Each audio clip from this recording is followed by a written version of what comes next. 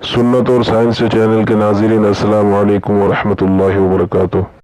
दोस्तों, आज हम बात करने वाले हैं नालेन नबवी सल्लल्लाहु तआला अलैहि वसल्लम और जदीद साइंस के बारे में कि आप सल्लल्लाहु तआला अलैहि वसल्लम जो जूता पहना करते थे उसके बारे में जदीद साइंस क्या कहती है।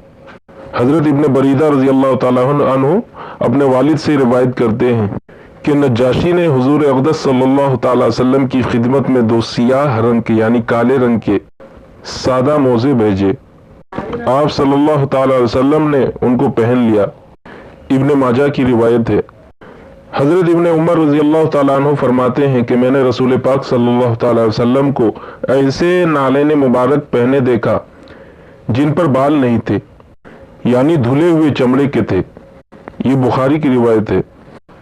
एक सहाबी रज़ी अल्लाह तआला अन्हु कहते हैं कि मैंने हजरत अनस रज़ी अल्लाह तआला अन्हु से हुजूर अक़दस सल्लल्लाहु तआला अलैहि वसल्लम के जूता मुबारक के बारे में दरियाफ्त किया तो उन्होंने फरमाया हर जूता शरीफ में दो दो किस्में थे।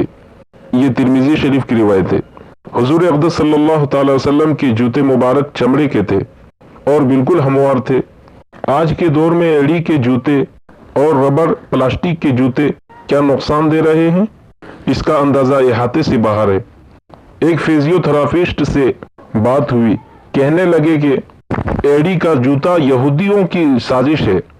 ये मर्दों और औरतों में गैर ज़रूरी जिनसी तहरीकात को बढ़ाकर जिना की तरफ माइल करता है।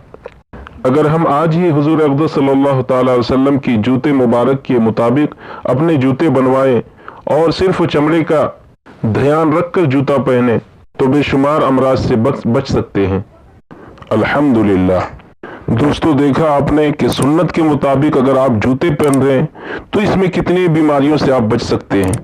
अल्लाह तबारक व तआला हमें 100% सुन्नत पर चलने की तौफीक अता फरमाए। आमीन।